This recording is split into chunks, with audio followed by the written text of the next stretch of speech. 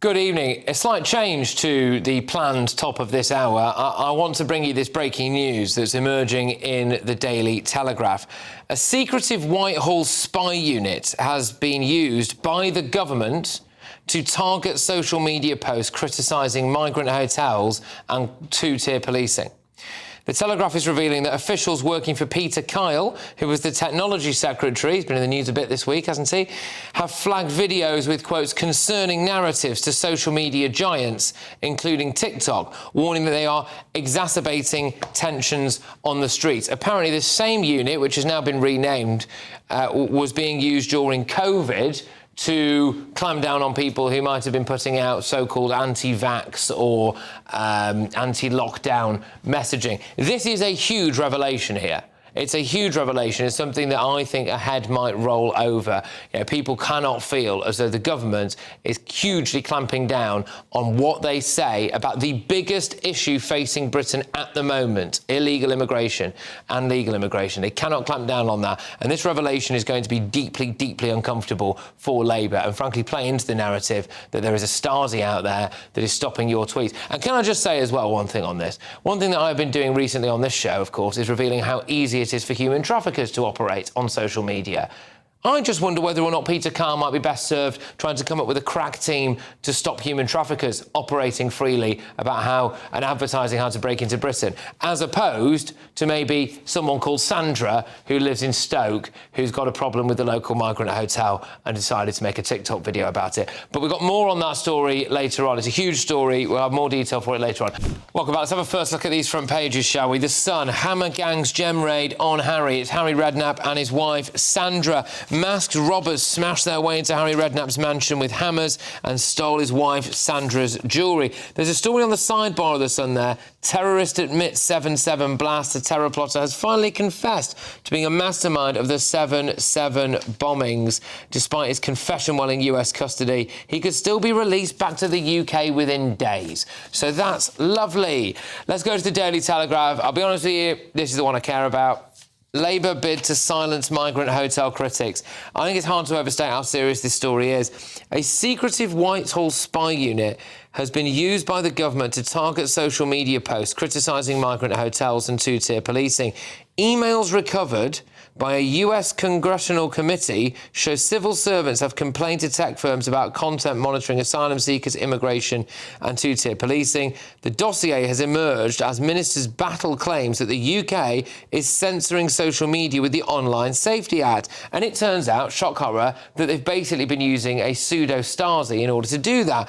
And who's behind part of this, or at least involved? Well, you've got Peter Kyle. It's the same man who was out in force on the media earlier this week, alluding to the idea that people might be on the same side as paedophiles if they dared to criticise the Online Safety Act. And you just thought at the time, didn't you, he's got something to hide. One post flagged by this unit, this Stasi unit, with urgency, included a photograph of a rejected Freedom of Information request about the location of asylum hotels and a reference to asylum seekers as undocumented fighting-age males. Those comments, we're just going to stick with this for now, I'll do the rest of the papers later, this is huge. Those comments were flagged by this government unit to try to stop us talking about it. This is a problem. The issue here is how much did the minister know? One of the problems I have with our whole political system is we seem to have a civil service that is decoupled from the minister involved. So my first question would be, did the minister know this was going on? If he did know it's going on, he must have been in favour of it because he should have stopped it or not. If he didn't stop it, then he has to go. And the only reason I believe the minister should go is to send the idea to ministers that you are in charge of these departments, not the civil service. And if something's happening that you don't want to happen, it must stop. And if it doesn't stop, then the minister must change. So who was responsible? We have a situation now where people do very outlandish things with government resources and face no sanction. That's got to stop. Yeah, but I think there's a bigger problem than this. It was only this week that the Prime Minister, Keir Starmer, standing beside President Trump, boasting about freedom of speech in this country and how in favour of it he is. And ultimately, he is the captain of the ship,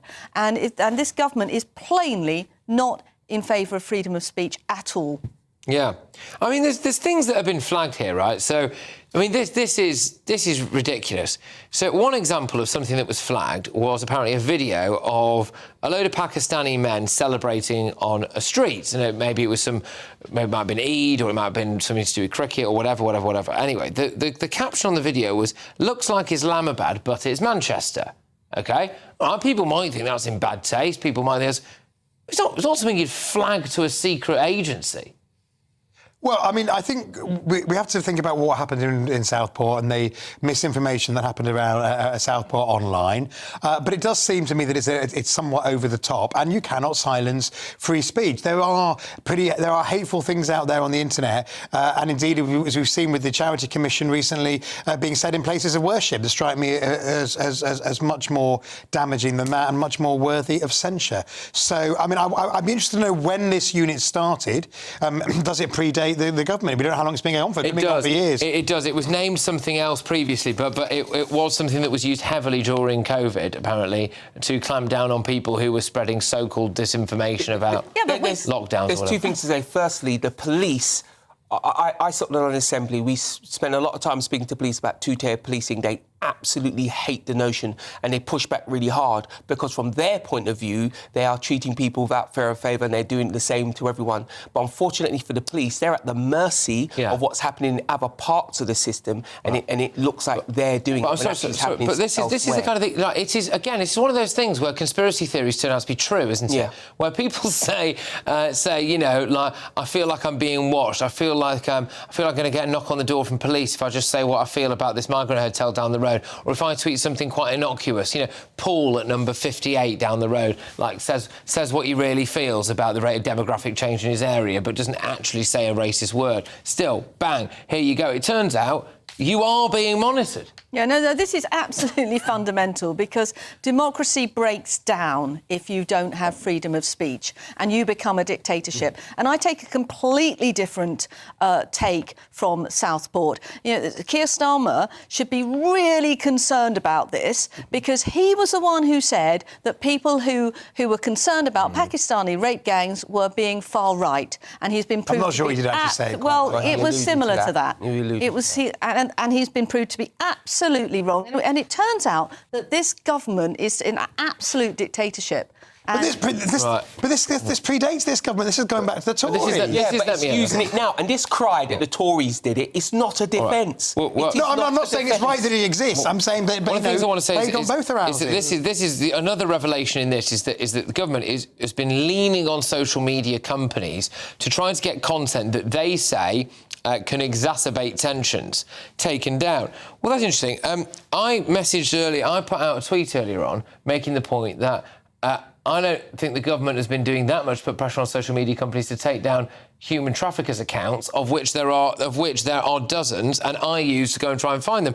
And then one of my followers has very kindly, in the time it's taken me to tweet that and then come back on air, found 10 human traffickers' accounts on TikTok and put them under my post. Why isn't the government focusing on that? Why are they focusing about me using a phrase like fighting age males? Well, I mean, look, clearly there is racism online, and racist content, Islamophobic and anti-Semitic content should be called out. However, I rather agree with you, Patrick, that somebody reposting a rejected freedom of information request and using the phrase undocumented fighting age males doesn't seem to me a cause for the government, whereas actually the government would be better going after human traffickers. More importantly, the government should be spending its time going after those trafficking gangs, because it was Keir Starmer who said smash the gangs. And I pointed out then, and I'll do it again, unless you have a relationship with the country of origin of this gang, you stand no chance of doing it. And at least these sites will help him find out where they actually are. This is a very, very, very concerning story on the front of the Daily Telegraph. It should worry everyone. Seriously, I'm not saying this to try and be sensational. This is a very, very big story.